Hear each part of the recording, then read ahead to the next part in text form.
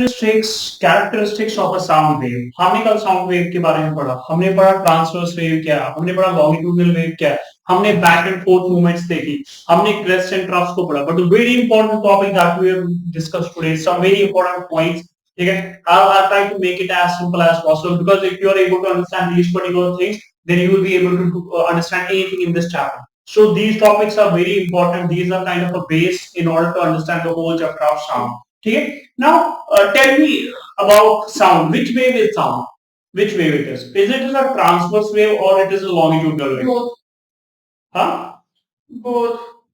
It's both. Sound is a Sound. which wave? Transverse wave or longitudinal wave? Yesterday only I told you that Longitudinal wave. sound is a एक minute चुप। मुझे confuse कर रही है। जो ऐसे ऐसे ऐसे होते हैं वो कौन सा नाम भूल गई मैं। Sound is a longitudinal wave. ऐसे ऐसे ऐसे Sound is a longitudinal wave, because I told you yesterday that there are fractions and compressions in it. Yesterday only I told you, when a sound wave travels through a medium, there are compressions and there are refractions, longitudinal. So a sound wave can be described completely by 5 characteristics. There are 5 characteristics. 5 characteristics are there through which we can describe it completely. If we have to describe sound wave, so in order to describe the sound wave, there are 5 characteristics. How many? 5. You have to remember all the 5. Those 5 characteristics. The very important first characteristics is wavelength. It's wavelength. One of the important characteristics of the sound wave. Second is amplitude. Second is third is time period. Third is, any guess what will be the fourth?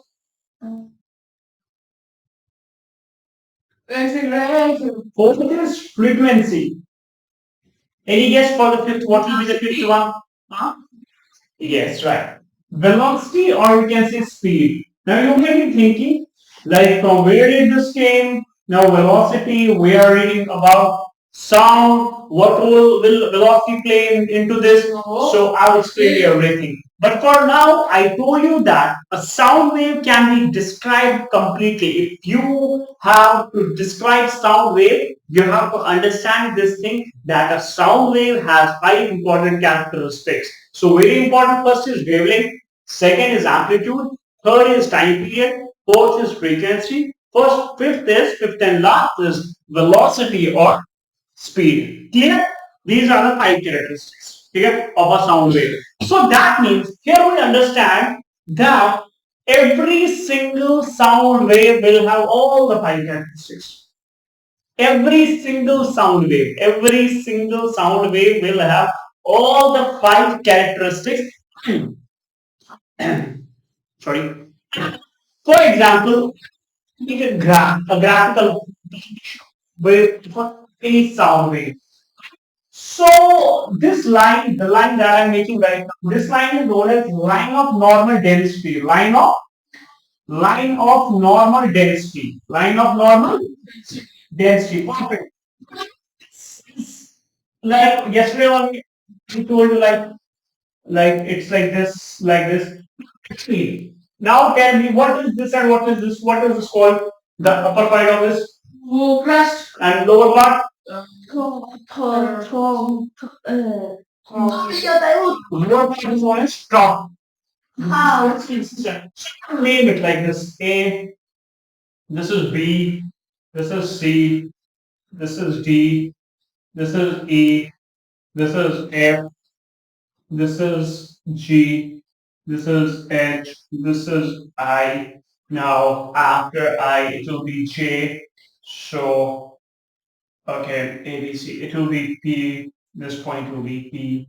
This point will be Q. This point will be R. This point will be S. It will be like this. It will be like this. It will be like this. It will be like this. Nothing more. what I want to show you. You have to understand certain points here, and once these points will be clear to you, you will be able to define any sound wave. So here you can see that consider the longitudinal sound waves. This is a sound wave which A, B, C, D, E, F, G, H, I. This is a sound wave. Fine. Here A, B, C, D, E, F, G, H, I. This is a sound wave. Clear? Any doubt? Any question so far? A, B, C, like this. A, B, C, D. Now I have just marked it. A, here starting point A, then graph B, then depression C, then this B. Got it? Clear? So here I have shown a sound wave starting from A and ending at I. Perfect. Fine. So this is a sound vibration of a tuning fork. Tuning fork, do you know? Okay. Fine. Perfect. The first sound wave starts from the normal position of A. The first sound wave starts from the normal density or normal density position A. And after going through compression along ABC, here it is a compression. Am I right? Compression or crest, we can say. So after going through a compression, this wave starting from point A. Compression, the period of compression. What is the period of compression? ABC. This is the whole period of compression. No, no, here, we start from here, point A, it ABC. Compression. Perfect. CD is the real pressure. To the normal density. Perfect. It came to the normal density at point A. So that means the portion A, B, C, D, and E. The opposite portion A, B, C, and D represents one complete sound wave. Is that clear to you? So from starting from A and ending at E. E. Why F? So question for both of you. E, why not F? Silent. Why E, why not F? Why E, why not F? Why I said that this wave will complete at E, why not at F? Why not at I? Wait. ये compression fraction दोनों एक इससे sound wave में होता है. Again, there's a way of fraction. One, this wave. Why I said that the portion ABCD here represents one complete sound wave. Yes. जब भी एक वेव होती है ना वेव वो एक स्टार्टिंग पॉइंट से नीचे जाती है ना वो वापस ऊपर जाती है ना फिर that as far as I'm guessing it वापस उसी सेम पॉइंट में जाती है ना ऐसे नीचे करती है. हाँ अब सेम पॉइंट पे उसको सेम भी थोड़ा होगी ना उसको बोलते हैं आप एक वेव अगर वो कंटिन्यू करती है वो दूसरी wave. Perfect. So almost he gave the right answer to this. Appreciate it. So that means this wave started from point A. After going for a compression period, which is ABC, then it went to a depression period. We have fraction CDE. See, it again came to the same position where it started point A. Got it point? It again reached to the same position. A and B, you can see that A and B both are on the same line. Now you will tell me C is also at the same line. But at C, the wave is going down. But after C going through D, it goes up and reaches point B. The point is exactly right. Exactly 110% right. For one complete wave, there should be one crust and one. Got it? Simple? Very clear? Okay. Easy. So that means the portion A, B, C, D, E represents one complete wave. Now the next sound wave starts from point. The next sound wave starts from point E and ends at point I. Perfect. Great. So the second starts at the and goes up to point I and so on. It will be like this only. There are n number of waves which you now understood. So that means this figure shows two complete sound waves. Am I right? One from A to E and another from E to I. Another way to calculate is अगर आपको पता है ना जैसे ये आपको ऊपर से पास से नीचे का ट्रांसफर तो मुझे डेफिनेटली आपको आ रहा है. Truck.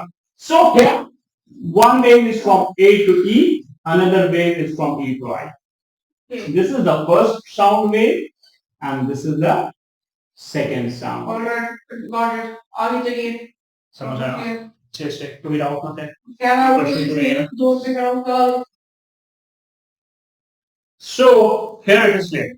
Now this was about sound wave. These were the basic things. Now I'll come to the point which you have to understand. That is wavelength. What is wavelength? What role does wavelength play in a sound wave? What actually is, how can we denote wavelength or all other things?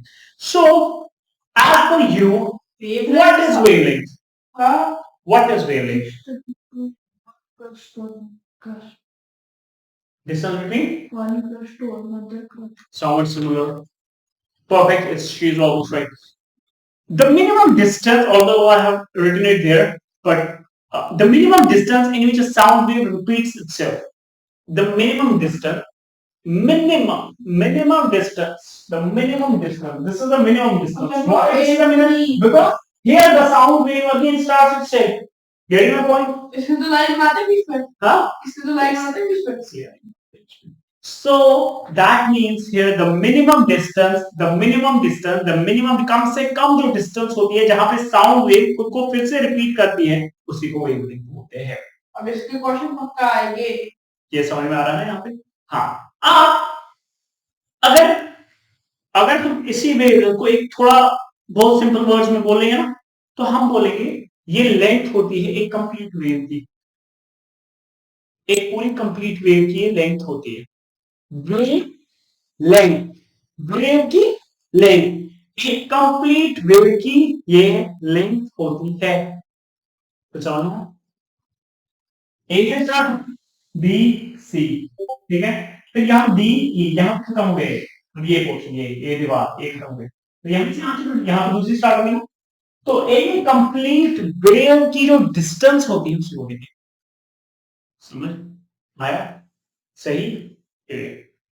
So it is a length of one complete wave. एक पूरी wave जो complete हो जाती है तो उसकी ये length होती है जिसे हम वेवलेंथ.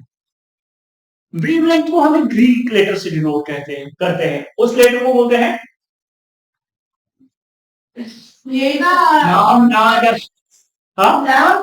लैम्डा. राइट. ये क्या था लैम्डा क्या था? Lambda is a Greek letter by which we denote the wavelength. ठीक है. इंग्लिश में क्या है? यही होता है. This is lambda. इंग्लिश समझ like it. ठीक है. इंग्लिश में लैम्डा नहीं है. इंग्लिश में क्या है? हर्ट्ज. ये यही है. ये चेंज नहीं होता. क्या हो रहा है? ये लैम्डा का मतलब क्या है? जिसने इसको डिस्कवर किया होगा उसने इसको नाम होगा. नहीं लैम्डा मतलब लैम्डा की डिफाइन डेफिनेशन क्या है? अरे डिफाइन किस बोलते हैं? ग्रेविटी है. अरे ग्रेविटी को डिफाइन करते हो. ग्रेविटी हो ये लैम्डा की है. आप लैम्डा किस तरह से कैलकुलेट करते हैं? ये लैम्डा होता क्या है? लैम्डा इज अ यूनिट को मेजर करने का. ठीक. रिमाइंडर कैसे करते हैं? इसको हम डिनोट करते हैं. हां वो जल्दी इसको. इस पे न्यूमेरिकल है.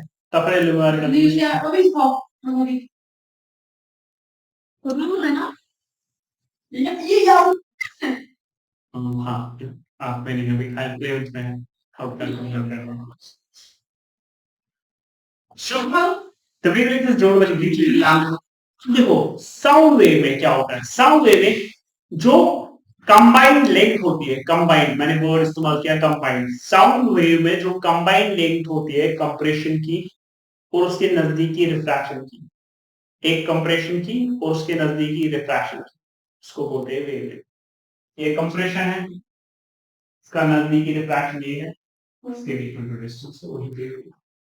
यहाँ मैंने अदरवाइज में वो भी कहा कि जब एक कंप्लीट वेव कंप्लीट हो जाती है उसको वेवलेंथ. एक सेकंड क्या बोला आपने? यहाँ पे कंप्रेशन एसी है कि नहीं है? कंप्रेशन यहाँ पे क्या है? मैं वही रिपीट करने वाला हूँ. मैंने बोला कंप्रेशन एसी है. सही. ए और सी कंप्रेशन है यहाँ पे. ठीक है. अगर यहाँ पे कंप्रेशन एसी है तो यहाँ पे इसकी एडजेसेंट रिफ्रैक्शन क्या है? अगर मैंने यहाँ पे नहीं यूज करा. अगर कंप्रेशन एसी है तो रिफ्रैक्शन क्या है? सी. हाँ परफेक्ट. कंप्रेशन है सी और ई. ठीक है. एक मिनट, क्या कंप्रेशन ही दिया है? रिफ्रैक्शन, कंप्रेशन, कंप्रेशन सीओरी कहां से हो गया? कंप्रेशन क्या है? एओ सी, रिफ्रैक्शन क्या है? सीओरी। मैं क्या तुमसे पूछ रहा हूँ? चाइनीज। और तुम किसमें जवाब दे रही हो? जापानीज। ठीक है, एओ सी और यहाँ पे रिफ्रैक्शन है सीओई। अब मैं बोलो कंप्लीट लेंथ जो होगी वो क्या होगी? वेवलेंथ की कंप्लीट लेंथ क्या होगी? A to E. शाबाश। ए होगी complete length equal to length. हमें क्या होता? अच्छा प्रूव कर रहे हो? नहीं कहां एग्जांपल प्रूव कर रहा हूं। एक मिनट जो मैं करूं प्रूव कर रहा हूं, क्योंकि एक कंप्रेशन और एक रिफ्रैक्शन एक वेव कंप्लीट हुई ना। Okay, A and E is equal to wavelength in a sound wave. In a sound wave, the distance between the centers of two consecutive compressions. Depth में पढ़ाओ थोड़ा। लिखा है इसको रोने के शौक है इसको बना दिया। अब दादा न्यूमेरिकल बाद फिर देखते हैं उसको नहीं आएगा। So here, okay. So now I want to make you understand one particular thing. अभी तक यहाँ पे एक चीज जो मेरे को बोलनी थी, ठीक है? In a sound wave, the distance between the centers of two consecutive. हाँ, दिखाओ। रुक जाएगा। The distance between the two consecutive compressions or two consecutive refractions. Distance between two consecutive compressions or distance between two consecutive refractions is also equal to explaining. Distance between two consecutive. This is two consecutive. This is two consecutive refractions. Here it is. बीस minute क्या? Okay. Okay. So, in this figure, the distance between the centers of two consecutive compressions. मेरे को बताओ कौन कौन सी distance कौन से है यहाँ पे? बताओ क्या? दो centers बताओ दो consecutive compressions के। भाई मैं पूछ रहा हूँ, मेरे को centers बताओ, समझो सब आप। मेरे को centers बताओ दो consecutive compressions के। पी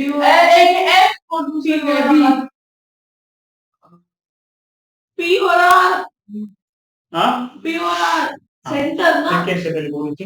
सेंटर है। Centre of two consecutive compressions। B हो रहा है। बी होगा। पी और बी किसे बोला है? पी और बी किसे बोला है? बी लग रहा है। कोई नहीं। हाँ? B. So the distance between the center of two consecutive compressions is P है। ठीक है? The center of two consecutive refraction is refraction P और S। ये P तुम कौन से? पता नहीं क्या देख रही हूँ। हम P का क्यों रहा ना कुछ? हाँ।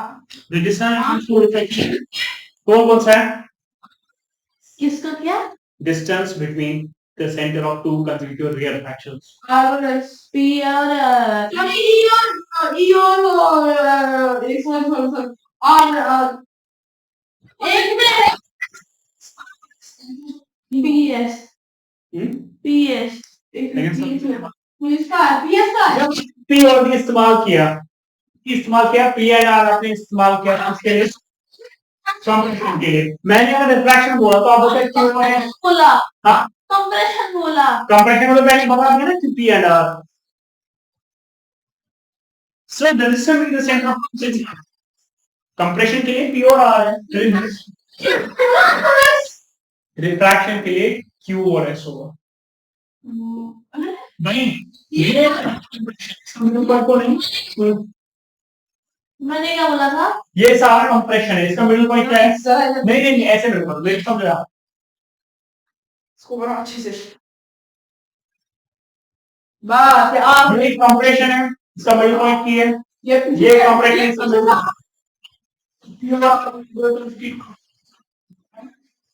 ये रिफ्रैक्शन है, इसका मिडिल पॉइंट Q, ये रिफ्रैक्शन है, इसका मिडिल पॉइंट है। तो दो कंसेक्यूटिव रिफ्रैक्शन का जो ये है वो आ गया Q एंड S। मैंने क्या बोला था?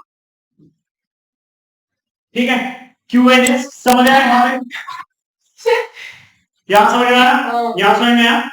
कि हम एक चीज नोट कर रहा, वो ये कि जो डिस्टेंस होती है ना, जो डिस्टेंस होती है between the centres of a compression and an adjacent refraction, the distance, एक ही की बात करूं, दो दो को नहीं ले रहा हूं, the distance between the centre, distance between the center of compression, distance between the center of compression to the distance of refraction, to the center of the refraction, ठीक है, वो बराबर होता है हाफ ऑफ द वेवलेंथ के, यानी अगर wavelength lambda है तो ये होगा लैम्डा बाय 2। समझ आया?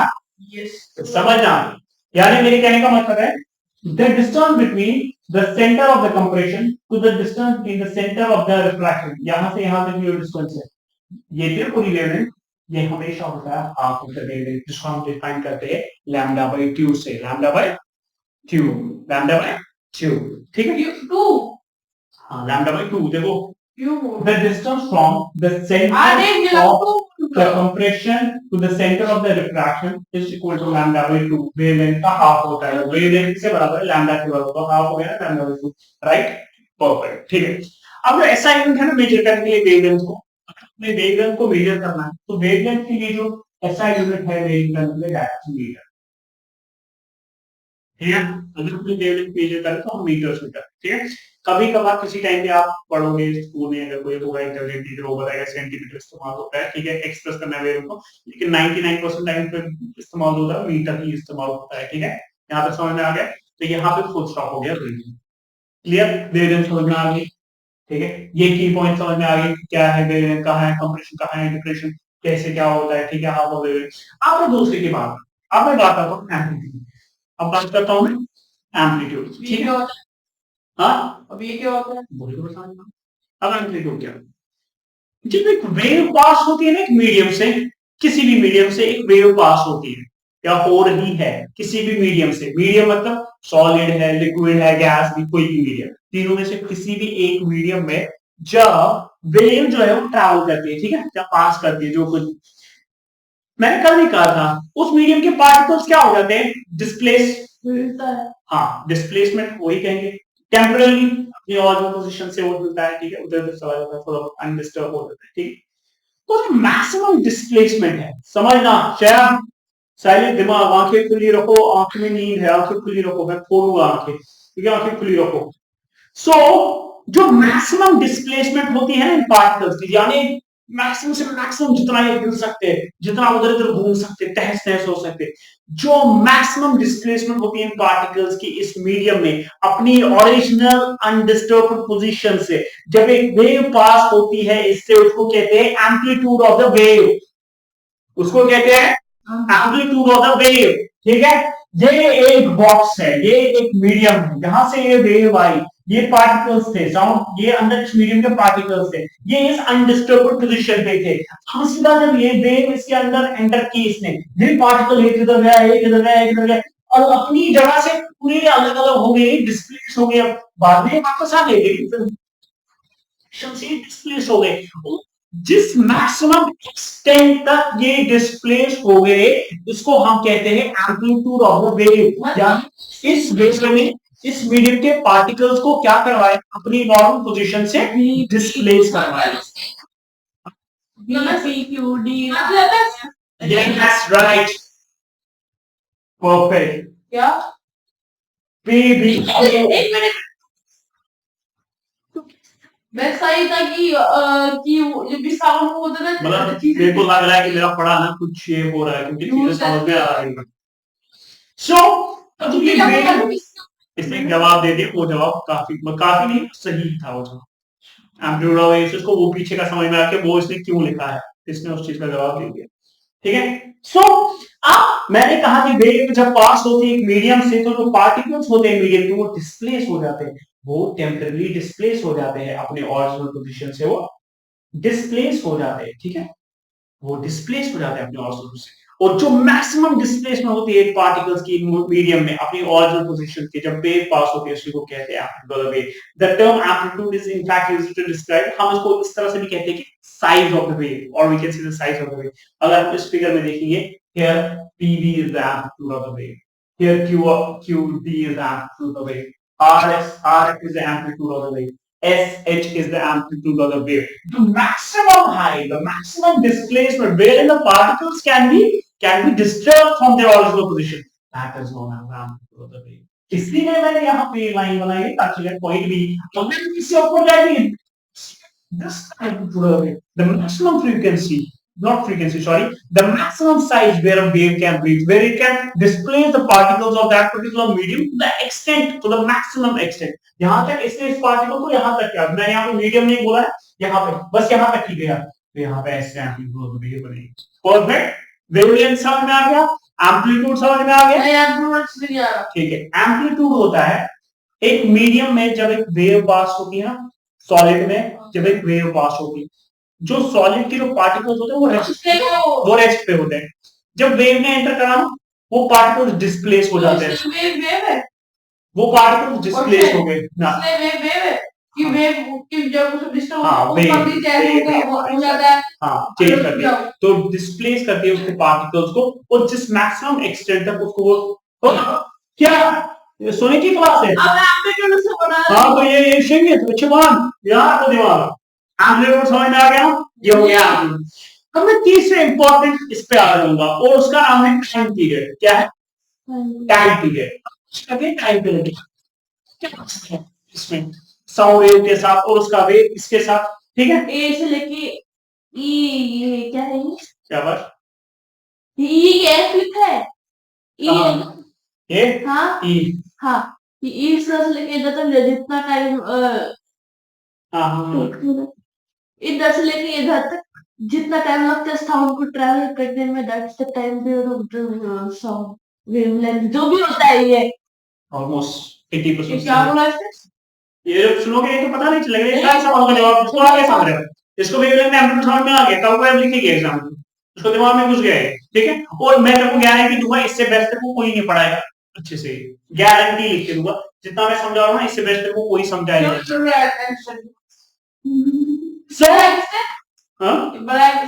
क्या ये सारा क्या बनाया कुछ नहीं. डिस्कवर होता है. डिस्कवर किसने किया? रॉन्टे से लिखा. चलो रॉन्टे से लिखो बस. ठीक है. ठीक है. तो हेनरिक हर्ट्ज ने लिखा है. हर्ट्ज का हर्ट्ज इस्तेमाल होता है.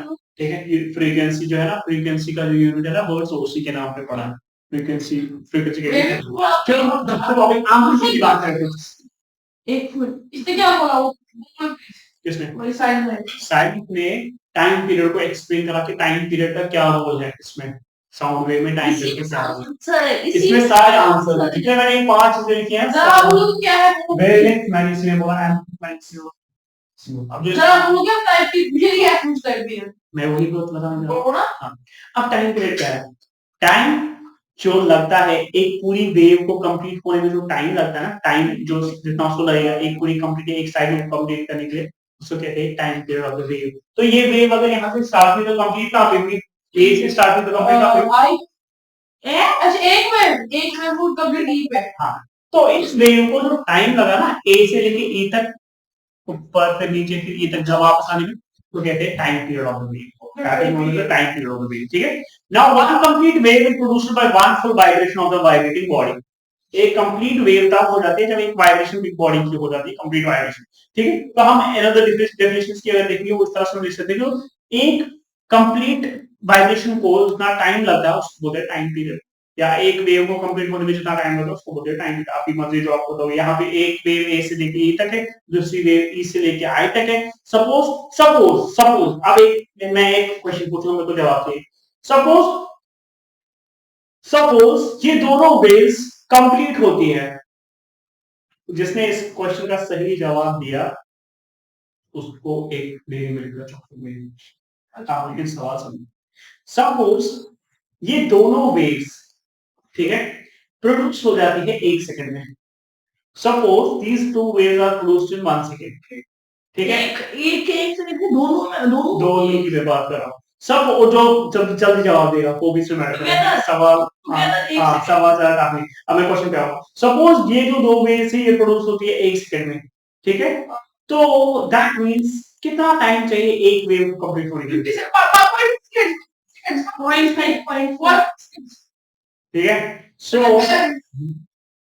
सो दैट मीन्स अगर एक सेकंड लगता है 0.5 सेकंड, एक वेव को कंप्लीट होने के कितना टाइम लगेगा? 0.5। मेरे पास 0.55 कम होता है, 0.5 0.50 ठीक है। 0.50 ये थोड़ा ये इसको आ जाए। So 0.5 seconds. In other words, the time period of this wave will be 0.5 second. Time period वही होगा. The time period of the wave is denoted by letter T. Time period को हम letter करते हैं, किस letter से denote करते हैं? Letter T. ठीक है। और हमें अगर measure करना होगा time period को, हम किस unit में इसको measure करेंगे? Seconds में। Seconds, ठीक है। हाँ, तो ये हो गया wavelength, ये हो गया amplitude, ये हो गया time period। अब एक बहुत ही लंबा और इम्पोर्टेंट टॉपिक, इसलिए मैं पॉज कर रहा हूं यहाँ पे। चलो, now coming back to frequency. What is frequency now? Any guess what is frequency? Yes. Frequency जितना तेज, जितना जो भी इस सवाल का जवाब देगा ना सही,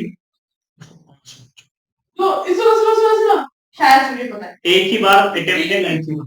एक बार फ्रीक्वेंसी वाला फ्रीक्वेंसी साउंड का फ्रीक्वेंसी क्या होती है? साउंड, हाँ, इन साउंड जो बोले तो नॉर्मली जो मैं बोलूं, जो ऊपर नीचे ना, ऊपर नीचे उसको मेजर कैसे करें? कितना ऊपर नीचे, वो ऊपर नीचे फ्रीक्वेंसी से मेजर करते हैं।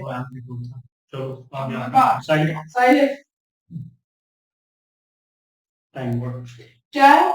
जो टर्म फ्रीक्वेंसी है ना, वो हमें बताती है किस रेट पे एक वेव जो है प्रोड्यूस होती है किसी सोर्स से। मैंने गिटार बजाया, इस किस रेट पे ये जो आवाज है ना, किस रेट पे, फ्रीक्वेंसी क्या है? फ्रीक्वेंसी इज नथिंग भाई, कितनी आवाज निकली सोर्स से, कितनी आवाज निकली, किस रेट पे निकली, साउंड किस आवाज से निकली, इट इज फ्रीक्वेंसी। ठीक है, समझ में आ गया? सो फ्रीक्वेंसी इज नथिंग, बस हमें बताता है, फ्रीक्वेंसी बताता है किस रेट से ये वेव प्रोड्यूस हो गई, निकल गई इस सोर्स से। ठीक है, किस रेट से ये वेव जो है वो प्रोड्यूस हो गई इस सोर्स से। नंबर ऑफ कंप्लीट वेव्स, जितनी कंप्लीट वेव्स होगी, जितनी कंप्लीट साइकिल्स प्रोड्यूस होते हैं एक सेकेंड में, उसको कहते हैं फ्रीक्वेंसी ऑफ वेव। जितनी नंबर ऑफ कंप्लीट वेव्स हो जाएगी ना, वेव्स जितनी कंप्लीट हो जाएगी ना, ठीक है, the number of complete waves या साइकिल्स, जितनी वेव्स निकलेगी एक एक सेकंड में, जितनी वेव्स निकलेगी उसको कहते हैं frequency of wave. Since one complete wave produce होती है बाय वन वाइब्रेशन, एक कंप्लीट वेव प्रोड्यूस होती है बाय वन कंप्लीट वाइब्रेशन, आगे में करेंगे, एक कंप्लीट वेव प्रोड्यूस होती है by one complete vibration. So that means by one vibration of the vibrating, so we can say that number of vibrations per second is called frequency, क्योंकि जितनी vibration उतनी wave, तो जितनी vibration उतनी frequency. सही है कि गलत है? नंबर ऑफ वाइब्रेशंस, ठीक है। हाँ, number of vibrations, the number of vibrations per second is called frequency. Per second number of vibrations is called frequency. Per second जितनी नंबर ऑफ वाइब्रेशंस निकलेगी, that is known as frequency. So for example, now tell me, if 10 complete waves, 10 waves, if 10 complete waves or vibrations, I can say, if 10 complete waves or vibrations are produced in 1 second, समझना सवाल को, अगर 10 complete waves या 10 complete vibrations produce होती है एक second में, तो मेरे को बताओ फ्रीक्वेंसी वेव्स की कितनी होगी? अगर एक सेकंड में 10 कंप्लीट वेव्स या 10 कंप्लीट वाइब्रेशंस प्रोड्यूस होती है, तो फ्रीक्वेंसी कितनी होगी वेव्स की? पर फ्रीक्वेंसी कितनी होगी? टोटल फ्रीक्वेंसी कितनी? Exactly right. Frequency will be 10 hertz. Frequency will be 10 hertz. अभी मैं बोल रहा था कि number of vibrations per second is called frequency. एक सेकंड में कितनी वाइब्रेशन निकलती है उसको फ्रीक्वेंसी बोलते हैं। अब मैंने यहाँ पे बोला कि एक सेकंड में भाई 10 कंप्लीट वेव्स कंप्लीट हुई या 10 वाइब्रेशन की, तो फ्रीक्वेंसी कितनी हो गई?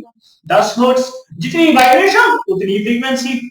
एक सेकंड में कितनी वाइब्रेशंस होती है, कितनी वेव्स कंप्लीट होती है, is equal to the frequency. So से for example in 1 second 10 waves are completed or 10 vibrations are produced, so the frequency is 10 hertz. Frequency is 10 hertz. समझ में आ गया?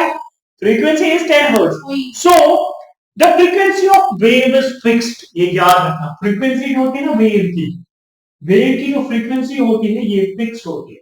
तो मैंने इससे पहले बोला था, अगर एक सेकंड में 10 waves या 10 vibrations होती है, ठीक है, तो उसमें जो फ्रीक्वेंसी होती है वो कितनी होती है 10 हर्ट्ज। 10 हर्ट्ज। और मैंने कहा जो फ्रीक्वेंसी होती है ना वेव की वो फिक्स होती है, अगर वो किसी भी डिफरेंट सब्सटेंस के थ्रू ट्रैवल करेगी ना उसकी फ्रीक्वेंसी चेंज नहीं होती है। समझ आया Shyam? Frequency does not change, frequency is fix. The SI unit of frequency is hertz, जिसको हम डिफाइन करते हैं एच एंड जेड से। ठीक है, 1 hertz is equal to 1 vibration per second. 1 hertz is equal to 1 vibration पर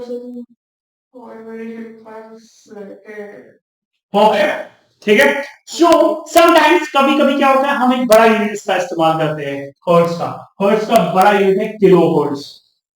हर्ट्ज का बड़ा यूनिट है किलो हर्ट्ज। Kilo hertz. ठीक है, अगर हम यूजुअली पूछोगे वन जो होता है वो मतलब होता है 1 kilohertz is equal to 1000 hertz. ठीक है, 1 kilohertz is equal to. Example दो 1 किलो हर्ट्ज पे यूज। ठीक है, यस बता रहा हूं the frequency of frequency of a wave is denoted by the letter M. Frequency जो होती है वेव की उसको हम स्मॉल लेटर एफ से डिनोट करते हैं। किससे करते हैं शायद? वो ऐसे नहीं था। हाँ, वो ऐसे कुछ नहीं था। ये नहीं, ऐसे भी तो कुछ था। हो गया था फिर। ये है फ्रीक्वेंसी। टाइम पीरियड को कहते हैं टी से, लैम्डा को कहते हैं वेव लेंथ से। वो कुछ ऐसे ही था बस बीच में। स्कूल में आया था कुछ तो था वो। मैं कहीं तो देखा था, स्कूल में पढ़ाया, कहीं तो देखा था वो। कैसे ही देख सकते एक बार तो मैं बताती हूँ क्या बोलना चाहिए तुमसे।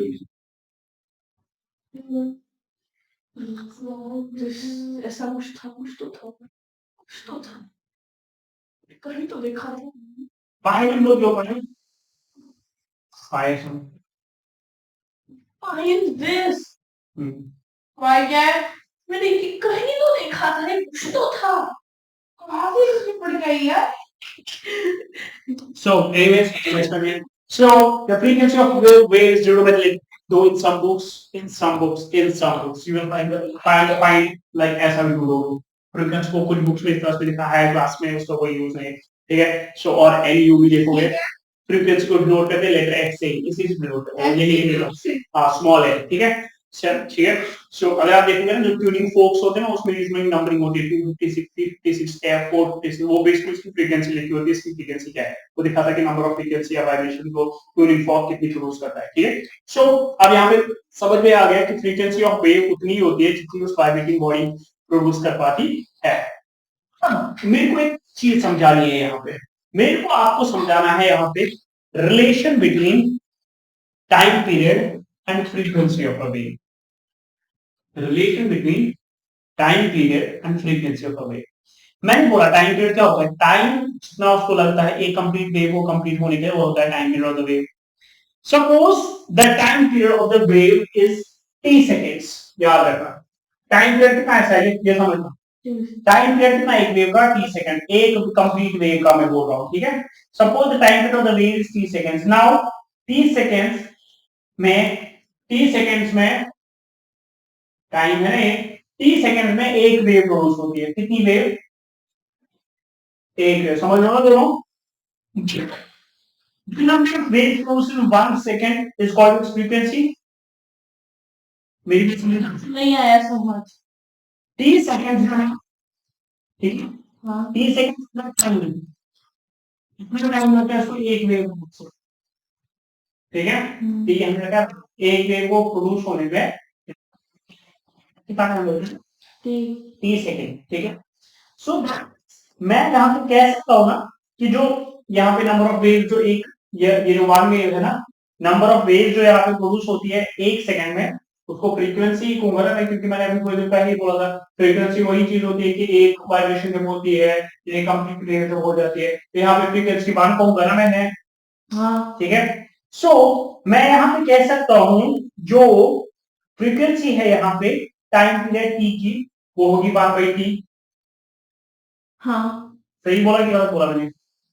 सही है, so we can say that frequency of a wave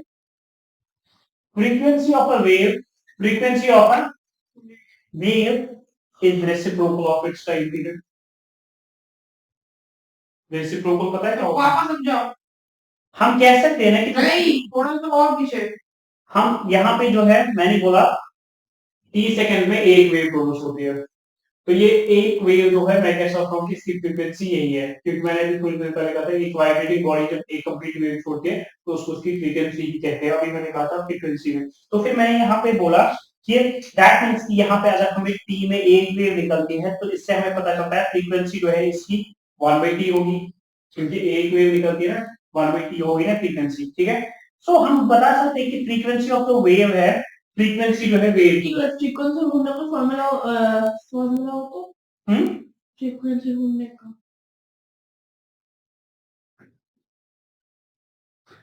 frequency is equal to 1 by time period. now it makes sense. खत्म, ठीक है।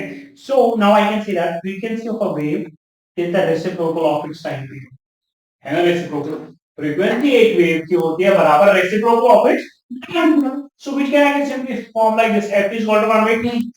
f is the frequency of the wave, t is the time period of the wave, ठीक है। मेरी बात समझ में आ गई यहाँ पे? Doesn't make sense now? Now I say here that frequency is equal to 1 by time period, where f is the frequency of the wave and t is the time period of the wave. So frequency is equal to reciprocal of its time period. Reciprocal बेटा पता है ना क्या होता है? क्या होता है? t by q के फॉर्म में जब होता है t by q के फॉर्म में होता है वो reciprocal होता है। So frequency is equal to the reciprocal of the frequency is equal to reciprocal of time. Reciprocal of time, frequency. This is the relation between the frequency and the time period of the wave. So that means the time period in the wave has a role to play with the frequency. And what is frequency? Frequency is the what is frequency? The amount of vibrations produced. Frequency is nothing. It tells us the rate at which the sound, at which the wave is produced from the source. Rate at which the sound is produced from the source. Rate at which the wave is produced from the source. Rate at which the waves are produced from the source. Rate at which the waves are produced from the source. The sequence. Wave is complete. Amplitude complete. Ampere complete. आगे नहीं बोलना, वो confuse हो complete ना confuse frequency complete. Break नहीं बोला